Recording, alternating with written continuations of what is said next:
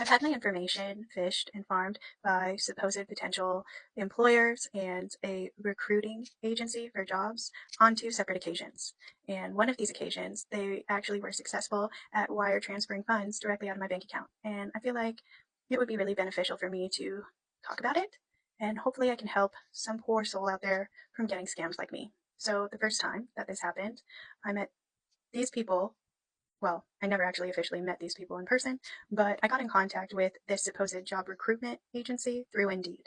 They reassured me on multiple occasions, strung me along for over a month and a half, having me fill out countless formal and very professional looking paperwork through email that was only ever sent directly through email. I only ever spoke with people over the phone. They had several different numbers that they would call me from. It wasn't until after I had already filled out a W-2 form and a direct deposit form back to the email, they ghosted me. About 2 weeks later, I started seeing credit cards that I had never signed up for and charges that I had never made pop up on my credit reports. So I had to dispute those, and it took over a year to get them off my record. Fun.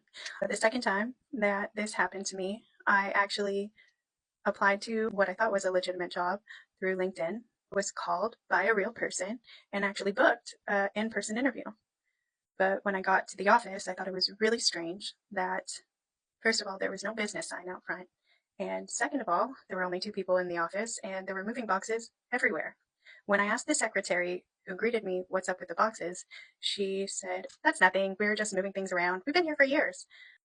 After the interview, I was reassured by the hiring manager that I had for sure gotten the job, to expect her call back the following day with a set schedule that I was supposed to start the following week. Before I left, they asked if I could please fill out a W-2 form, complete with my full social again, as well as a direct deposit form, which I did. After I had left that office, they ghosted me. I never heard back from those people.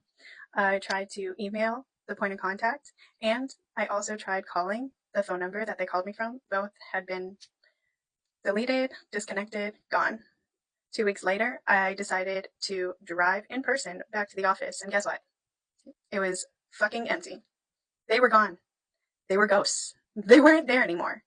So when someone tells me that there are no phishing farms, there's no such thing as information phishing, scammers that are trying to take advantage of those of us that are struggling, desperate, and unemployed, I would like to humbly and respectfully disagree.